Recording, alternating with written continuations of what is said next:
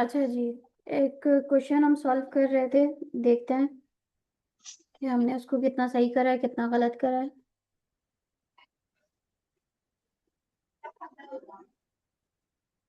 अच्छा जी, क्या लिखा था? At your firm precision product are new trainee has been asked to prepare bank reconciliation statement. उसको prepare करने के लिए कहा था at the end of October 2007।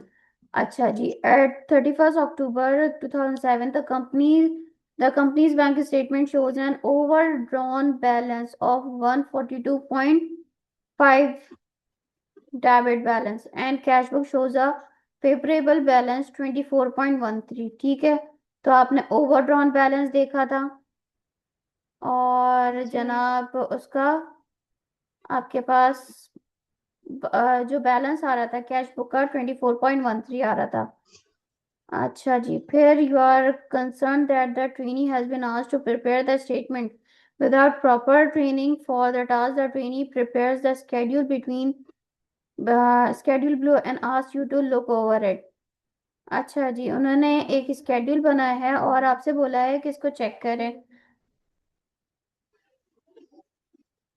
Overdraft balance को उन्होंने क्या दिखाया है कि इन्होंने ओवरड्रॉन बैलेंस के साथ उन्होंने ओवरड्राफ्ट की बात करी है। अनप्रेजेंटेड चेक उन्होंने लिखा है और भाई इसके साथ ही आउटस्टैंडिंग लॉजमेंट माइनस करी हुई है। एरर्स जो हैं एरर्स दिखाए हैं। एरर्स कैश बुक में कितना है? अनएक्सप्लेन डिफरेंसेस, इतना डिफरेंस अनएक्सप्लेन है और ये balance as per cash book है। ओके, आगे क्या लिखा हुआ है?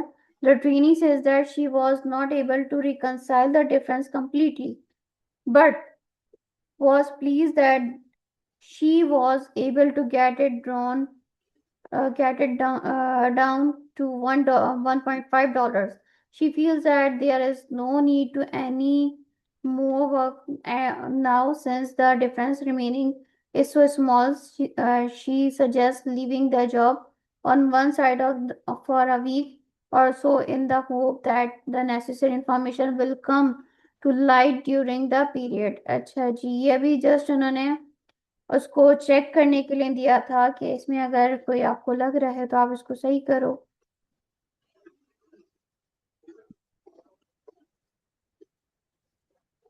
अच्छा जी, इसमें कुछ इंफॉर्मेशन आपको गिवन थी, कुछ इंफॉर्मेशन आपने ढूंढनी थी। जितना आपको समझ में आया कोई मसला नहीं है,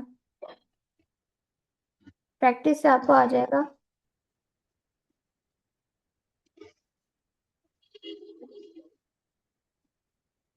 सेम इसी तरह से आपके पास एक और क्वेश्चन आ रहा है।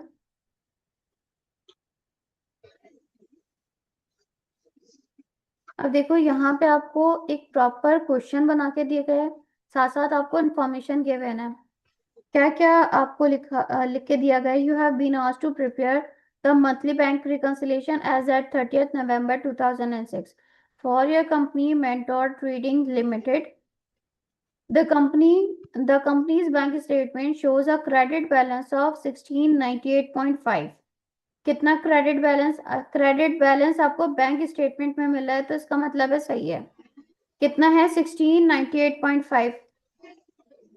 अब देखो यहाँ पे आपको एक दिया गया है कैश बुक का लेजर, यानी आप इसको स्टेटमेंट के थ्रू ऐसे बनाओ कोई मसला नहीं है, या फिर लेजर के थ्रू भी करो कोई मसला नहीं है। जस्ट आपको इतना पता होना चाहिए पॉजिटिव साइड कौन सी है और नेगेटिव साइड कौन सी है।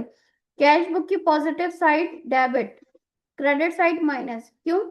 क्योंकि हमारे पास जो बैंक स्टेटमेंट से बैलेंस आ रहा है, यानी कैश बुक के पास जो अकाउंट की अमाउंट आ रही है, तो हम क्या मानते हैं? हमारे लिए एसेट है, जबकि बैंक हमारी अमाउंट को क्या मानता है? लाइबिलिटी है। इस वजह से उसकी क्रेडिट साइड पॉजिटिव होगी और डेबिट साइड नेगेटिव होगी। ठीक है, बैंक स्टेटमेंट के थ्रू उसका बैलेंस कितना आ रहा था? 1698.5। नीचे आपको स्टेटमेंट के थ्रू बताया जा रहा है, यहाँ ऊपर लेजर के थ्रू बताया जा रहा है, इसमें कंफ्यूज नहीं होइएगा। And the cash book overdrawn balance कितना है? 460.5। देखो ओवरड्रॉन बैलेंस आ रहा है, यानी मेरा नेगेटिव बैलेंस कहाँ शो होगा? मेरे से मुराद है बिजनेस की कैश बुक में जो बैंक से रिलेटेड जितनी एक्टिविटीज रिकॉर्ड करी जा रही हैं कैश बुक में, पॉजिटिव साइड डेबिट है, नेगेटिव साइड क्रेडिट है, तो मैंने इसको कहाँ लिखा है 460.5 को क्रेडिट पे, यानी ये मेरा नेगेटिव है। क्लियर है यहाँ तक मानूर? बैंक स्टेटमेंट का जी अगर क्रेडिट बैलेंस बोला जा रहा है इसका मतलब है वो उसका पॉजिटिव है। हाँ, अगर बैंक स्टेटमेंट का अगर आपको बैलेंस डेबिट साइड पे मिले इसका मतलब है वो ओवरड्रॉन बैलेंस है, नेगेटिव बैलेंस है। ये बात क्लियर है? जी अब देखो, इन्वेस्टिगेशन के दौरान कुछ पॉइंट्स आपके सामने आ रहे हैं। कौन कौन से? Overdraft interest of $24.6 in the bank statement has not been posted in the cash book।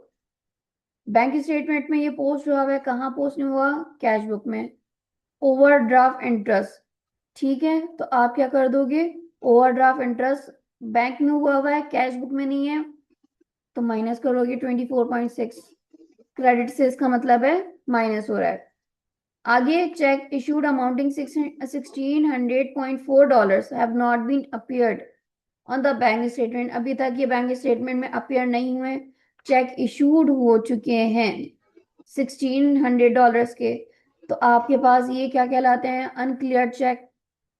Minus कर देंगे आप। आगे क्या है? चेक रिसीव हुए 1906 के, was posted in the cheque book. कितने के? 1609 से ये पोस्ट हो चुके हैं। रिसीव कितने के हुए थे? 1906 के। पोस्टेड कितने के हो गए? 1609 के। डिफरेंस कितना आ रहा है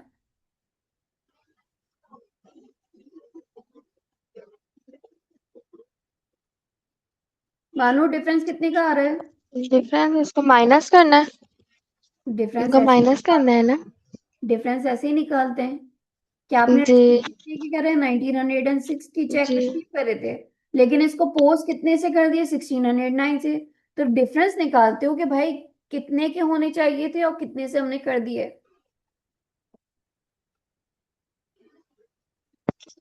इसमें आ रहा है 98.10। कितने? 98.10। 98.10 के, ठीक है। 10। ये बात क्लियर हुई? जी चेक कर लिया था सही से आपने? जी कैलकुलेटर किया था अभी। अच्छा जी, ठीक है। 98.1।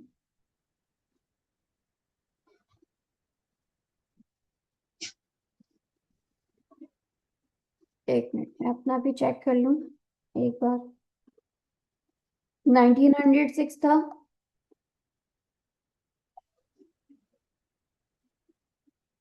माइनस 1609, 297 आ रहा है बेटा। जी 297 डिफरेंस कैसे निकाला था आपने? अच्छा, मैंने ये इन दोनों को माइनस किया था। किन दोनों को माइनस 16, करा? 20 अपॉन 50 वगैरह को। ये 16, 19 16, 20। 1906 था, अच्छा 1609 था, जी माइनस करेंगे तो कितना आ रहा है? जी कितना आ रहा है? 12, 20, वो 120.6 इतना ही आ रहा है अभी तो। कैसे आ रहा है? मे बी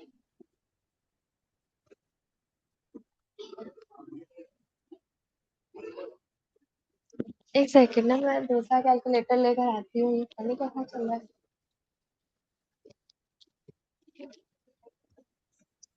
कैलकुलेटर शो हो रहा है यहाँ पे? नहीं, मेरा ना पता नहीं वो जो मैं कैलकुलेटर भी यूज कर रही हूँ ना, वो गलत बता रहा है। नहीं, स्क्रीन पे भी आपको दूसरा कैलकुलेटर शो हो रहा है? नहीं स्क्रीन पे कैलकुलेटर शो नहीं हो रहा? नहीं। अच्छा चलें,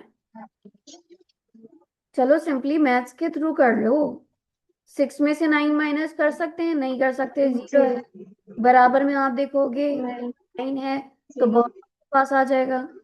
इस तरह से आप सॉल्व करो। जी बच्चों की तरह तो हमें आता है ना। 18 0 जी 0 16 में से 19 16 में से 9 माइनस करें, जी कितना आ जाएगा आंसर? एक सेकंड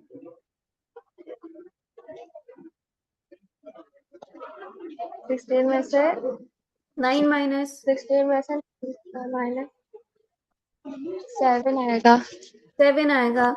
9 में से 0 माइनस 9 आएगा। 8 में से 6 0 माइनस 2 आ जाएगा। 1 में से 1 माइनस 0 है, तो कितना आ जाएगा? 297। 0 कैलकुलेटर नहीं भी है जी तो थोड़ा इंसान कर तो सकता है ना, ठीक है। तो देखो, करना जी कितने से था? ज्यादा से। इसको रिकॉर्ड करना था ज्यादा से, आपने कम से रिकॉर्ड कर दिया। एम आई राइट? जी यही किया है मैंने है ना? तो आपने जितने कम से जी रिकॉर्ड करा है तो उसको क्या कर दोगे? ऐड कर दोगे।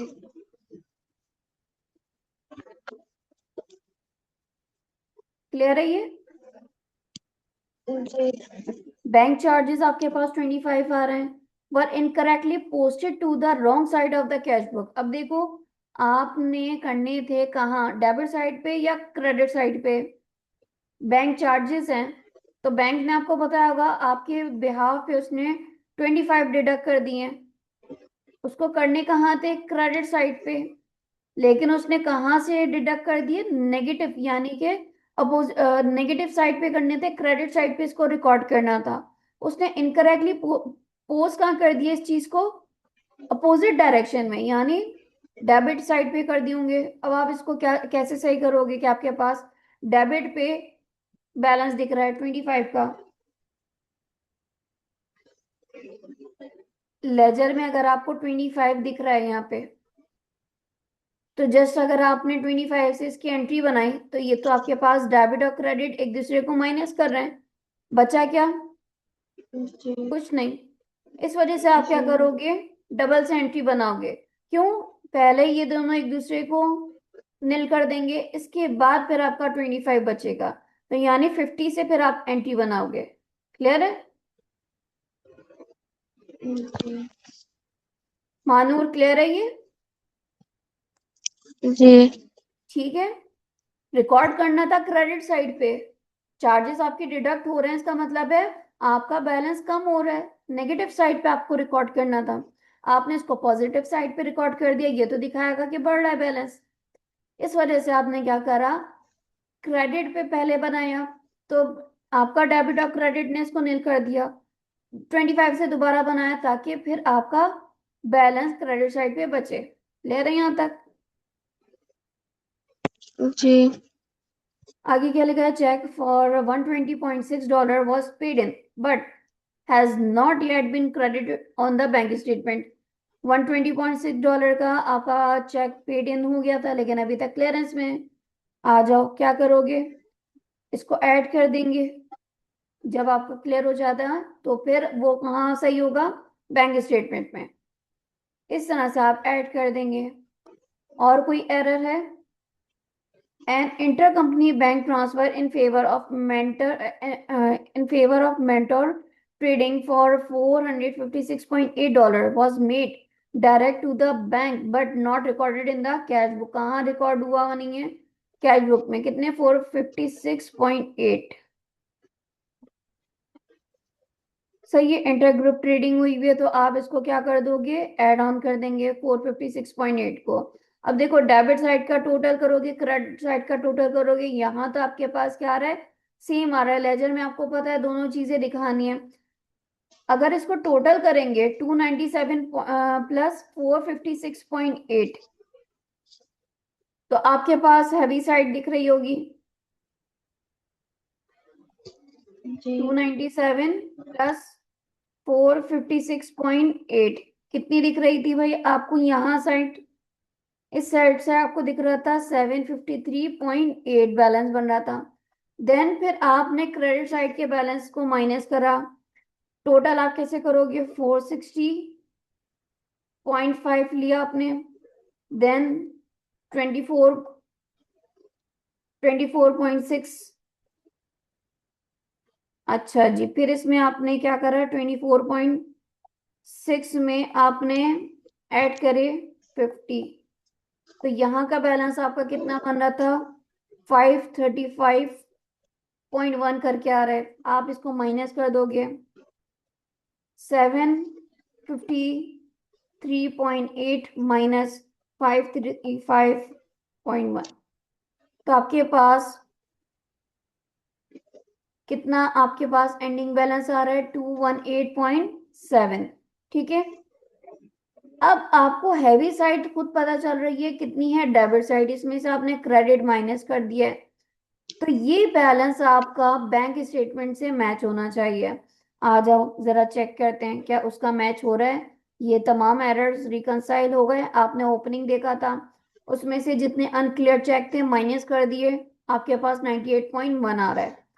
देन इसमें जो आपके पास आउटस्टैंडिंग लॉजमेंट्स थी, इसको ऐड ऑन करा, और ऐड करने के पास बाद आपके पास 218.7, ये दोनों मैच कर रहे हैं। क्लियर है यहाँ तक, ये होना चाहिए। जी इस तरह से आप कैश बुक और अपनी बैंक स्टेटमेंट को रिकंसाइल करते हो। बेटा प्रैक्टिस से आता है, ये एकदम से कुछ भी नहीं आएगा।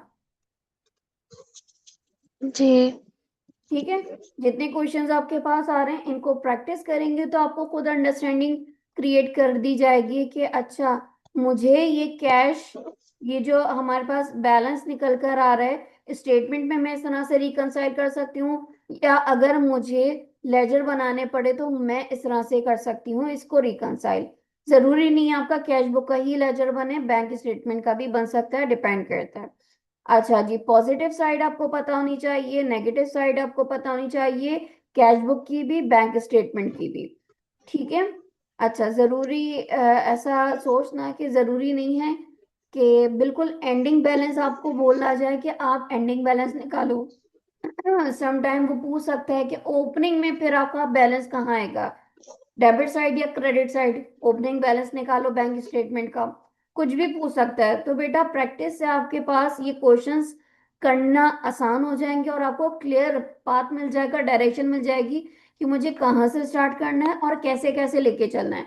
फॉर्मेट अपने पास याद रखिएगा, हमने ऊपर फॉर्मेट देखा था ना कैश बुक का और बैंक स्टेटमेंट का, उस फॉर्मेट को अपने पास रखिएगा, उसको सामने रखते हुए फिर क्वेश्चंस को सॉल्व करिएगा, पहले प्रैक्टिस के तौर पे, फिर हर नजर से उसको देखना।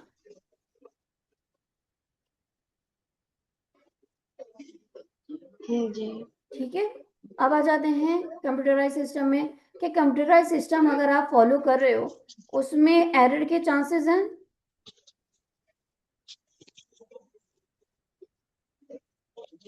जी होते तो हैं। होते तो हैं, किस किस तरह से, एनी आइडिया? नंबरिंग में मिस्टेक हो सकती है, अगर एरर आप हो सकता डेटा है। एंटर कर रहे और हो जैसा तो 45 को 54 कर सकते हो, ह्यूमन एरर है, डेटा एंटर होते हुए हो सकती है। जी और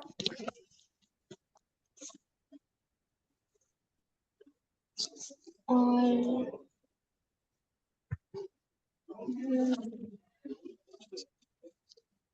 ठीक है, सेम अगर आप देखो, आपका कंप्यूटर में जितनी भी ट्रांजैक्शन हो रही है आपने एंटर करी है, अब बैंक के थ्रू जितनी ट्रांजैक्शन हो रही है, आपका कंप्यूटर या आपका जो कंप्यूटराइज सिस्टम है वो उनके साथ कनेक्टेड थोड़ी है, उसने डिडक्ट करा तो आपके पास थोड़ी इस चीज को अपडेट कर दिया जाएगा। ठीक है, तो रिकंसाइल तो तब भी करना होगा।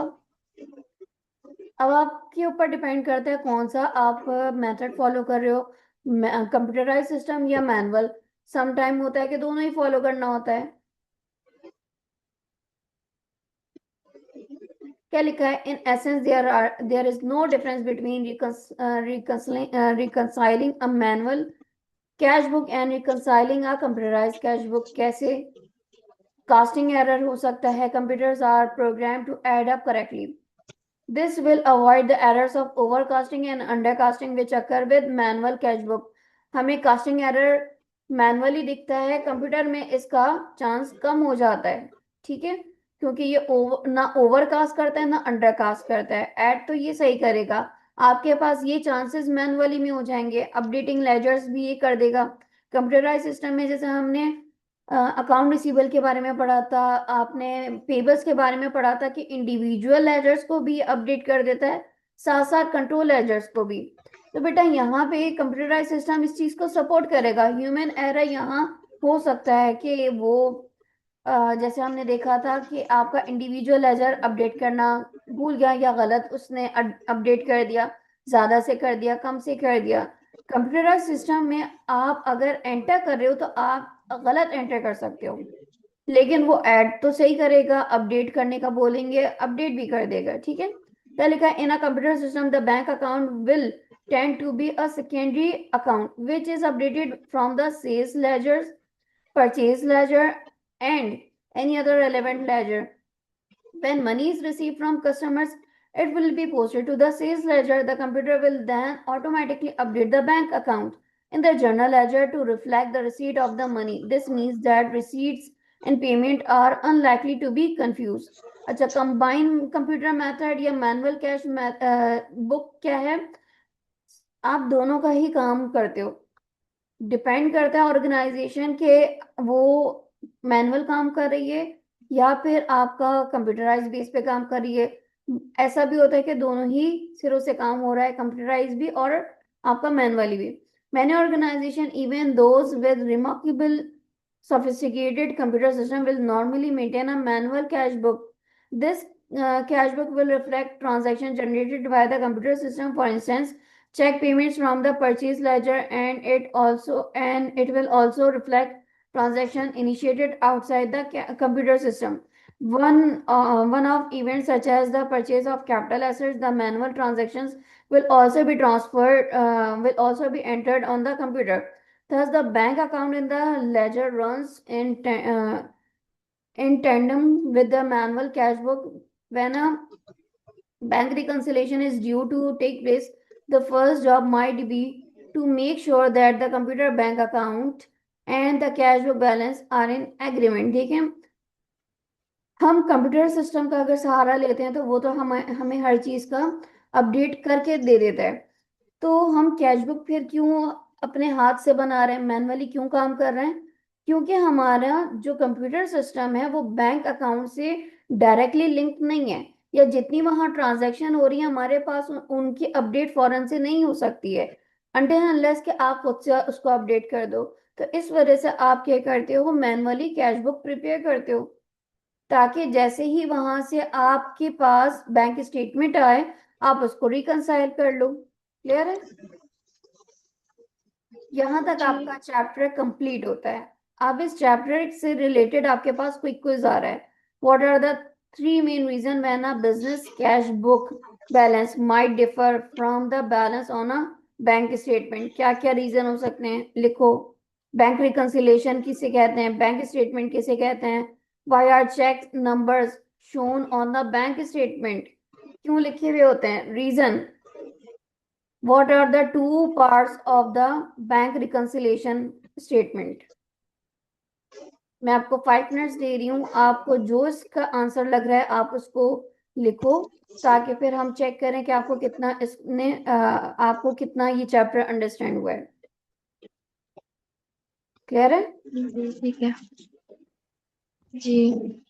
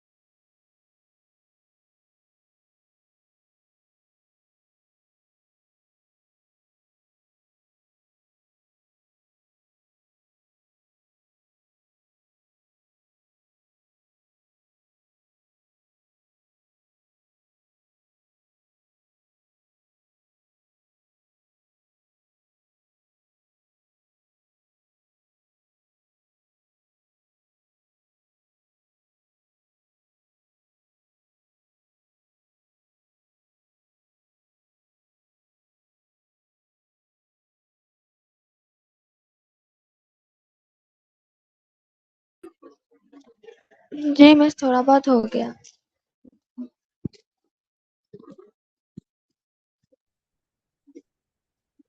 थोड़ा बहुत क्यों? जी पास नहीं बाकी हम्म। कह रही हूँ 5 नहीं हुआ बाकी हो गए। अच्छा, 1 का आंसर? 1 का मैंने एरर, बैंक चार्जेस और टाइमिंग डिफरेंस लिखा है। ठीक है। एरर या आपके पास बैंक चार्जेस या इंटरेस्ट की वजह से ये चेंजेस आ सकती हैं। और क्या था? बैंक रिकंसिलिएशन जी क्या है? मैंने लिखा है it is compares to balance of cash and bank recording, बस यही लिखा है। कंपैरिजन बिटवीन कैश बुक और हाँ बैंक स्टेटमेंट का। और बैंक रिकॉर्डिंग जी।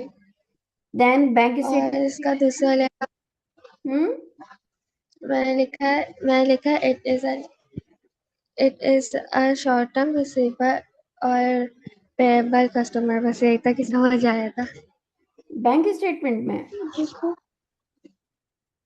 जी बैंक स्टेटमेंट बेटा डॉक्यूमेंट है ना जो बैंक हमें देता है जी रिसीवेबल और पेबल्स जी के। तो ये पूरा लिखना था ना।